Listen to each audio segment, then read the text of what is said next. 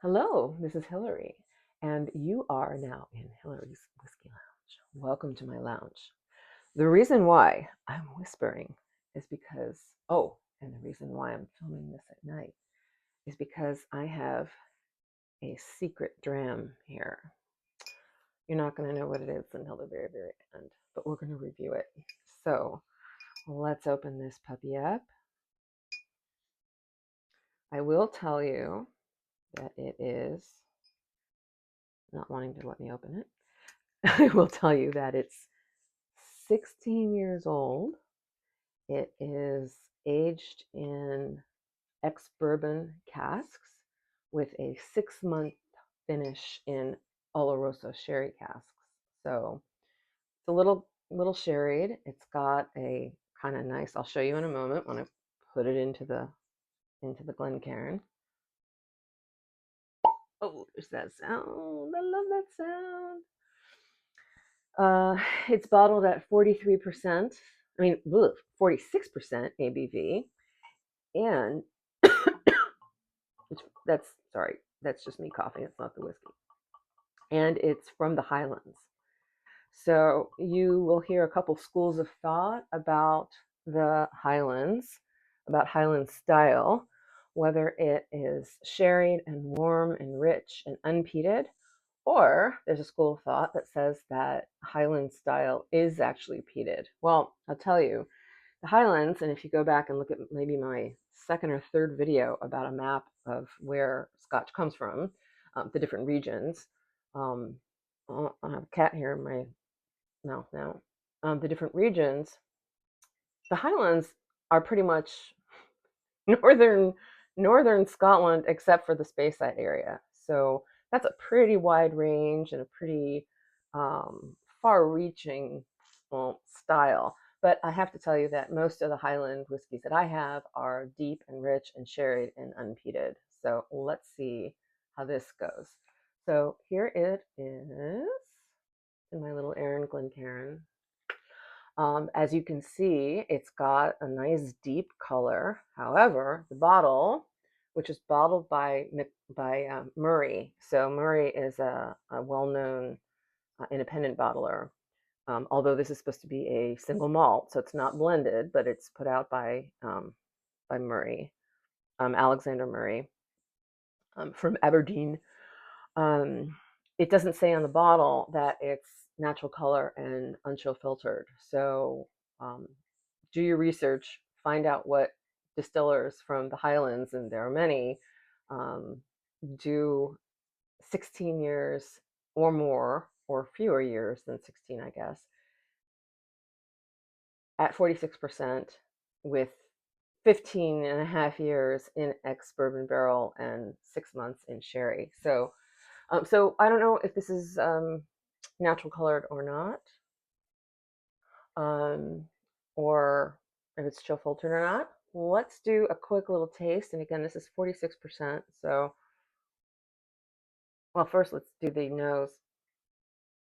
Really smells nice. It's got a nice nose. I smell both the bourbon and the sherry, and especially for the sherry being only 6 months, that's pretty impressive. Oh, I'm supposed to be whispering. I'm sorry. This is the secret single malt.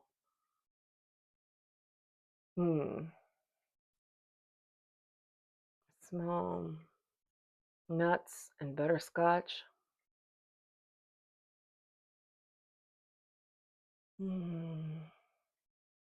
Almost a slightly medicinal smell, but in a good way. Kind of like when you're a little kid and you have a cut and you're happy to smell that Band-Aid smell. That's sort of what it is. If anybody knows what this is, well, we'll find out at the end what the bottle says. But if you can tell what it really is, that would be great if you can let us know in the comments. But you have to be secretive about it.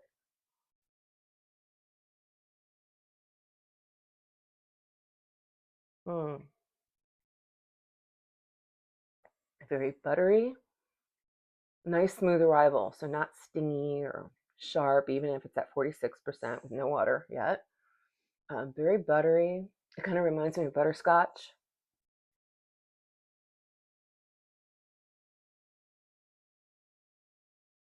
Nice sherry, thick sherry. Just an all around nice dram to have at any time. It doesn't strike me as being particularly good for summer or winter, although with the sherry finish, and getting a little colder now, at least in the northern hemisphere, high fill.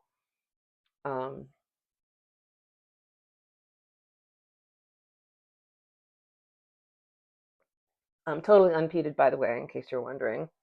So it is the style of the Highland style that I usually recognize as being rich and sherried and unpeated. I can taste the 16 years in the ex bourbon. Very rich. Spices, maybe cinnamon, cardamom, nutmeg, maybe even some ginger in there, and slightly peppery finish at the end. And the finish is nice. It is. It's really nice and smooth. And I haven't added any water to it.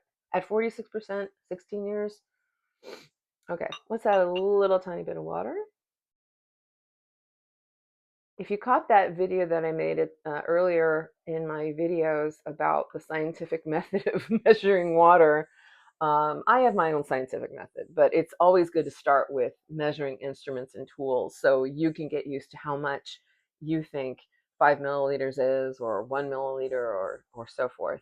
I kind of know with my little pictures here how much is how much. And I kind of mentally gauge that with the percentage, the ABV, whether it's cask strength or not, how much I have in my glass. I have been told by a couple of you viewers that I tend to pour some very hefty drams, but that's better for doing more of the tasting. Okay, so I've added a little water.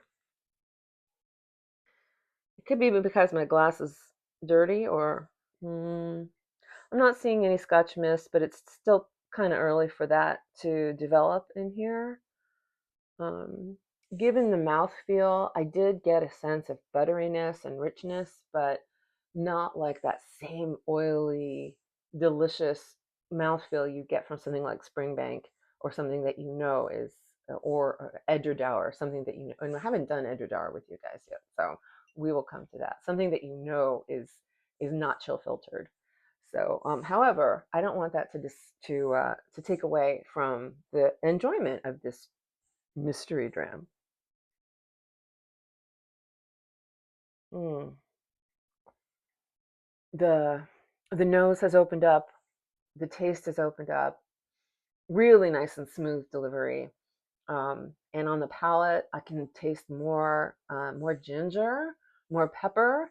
It's really really coming out, especially the bourbon cask part of it. Not the sherry. The sherry is more in the aroma, in the nose. The bourbon cask is more in the full flavor, and of course the finish, nice and smooth. I could imagine having this for cocktails, having it with a charcuterie plate, even after dinner with a nice shortbread biscuit, something like that. It seems like it's a really good all around 16 year, which is kind of rare here in my Scotch lounge. Um, I have a couple 18 years, and I have an 18-year Aberlour and an 18-year Bunnahabhain, which I haven't had. I had the Bunnahabhain 12 with you guys, but that's really it. I haven't had. Oh, I do have a 16-year Lagavulin. Shout out to David's stepmom. Sorry, I don't know your name. We're going to do that Lagavulin at some point. So, anyway, this is some good stuff. And you know what? It only costs $55 US. Any guesses about what it is? Hit pause. Put that in the comments what you think it might be. Hmm. I'm very happy drinking this dram. Now, it's not a Springbank. It's it's not a Glendronach, or Glendronach. Yes, it's not a Glendronach. It's not like that Ode to the Dark that I did a couple weeks ago. But it's a really nice dram. In fact, I would say this would be a great dram for beginners, which is one of the reasons why I wanted to pick it and do a video about it for you guys tonight, because I'm guessing that most of you who are watching my videos are beginning whiskey drinkers, or if you're not, if you could please kindly send my videos and share them with some friends of yours who are beginning whiskey drinkers. This would be a really great dram to gift to someone or to bring over to a dinner party. You want to know what it is? You're going to be really, really surprised. And I did actually mention this in one of my past videos, one of my recent videos. This is actually Costco. Yay! This is actually Kirkland 16 year. Let you take a look at the label really quickly. So you can see the ABV at the bottom, but it doesn't say anything about not being chill filtered or having natural color. I love anything with that Kirkland label. And it's got this cool little embossed glass bottle. It's a really nice bottle, actually. This is this one's 750 milliliters, so bottled for U.S. consumption. And then here's the back label. So this does talk about the ex-bourbon casks and the 6 months in the sherry casks. And then about the being bottled by um, um,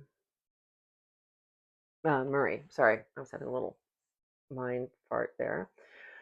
So that's it. Like I said, this is about, what did I say? 55, 56 US. Just picked this up today. I was really glad to see this in my local California Costco. I haven't seen it there for a while, although they regularly do have the blended scotch, the blended malt, but having this single malt is kind of a rarity. I don't know if they have everything in every Costco at the same time. Um, so those of you in the US, go to your local Costco, try to pick this up. Um, if you're in Scotland, I don't know why you would do that, but it's certainly less expensive than your average, I don't know, 16, 12, 16, 18-year old single malt. So, and it, like I said, it's actually a really good dram. I like it. I would, if I could change the label, if I could cover the label up, I don't know. I would actually give this to somebody as a dinner party entry level. Like, hey, you guys, you want to try some single malt? I'll show you how to taste it. I'd actually bring over some of my own glasses, which I've done before. I've brought little Glencairns over to people's homes and little water pitchers to introduce them to single malt, and it's this is a good dram. So if you are around the U.S. and you go into your local Costco and you find this and you're interested in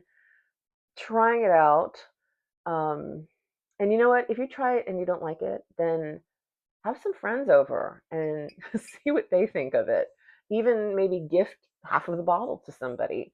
You can do that. Save your empty bottles, your empties, rinse them out, and you can always gift some of your whiskey to your friends to have them take home and let them try it on their own. So anyway, I think that that's going to be it for tonight. I think that just having a mystery whiskey dram is going to be the strange thing from my whiskey lounge for the night. I'm so glad that I hope that you joined me for this long. And if you did, please hit a like and subscribe, and please share with your friends. I want to say to everybody who's watching me, thank you for watching me this far, and Slanjava.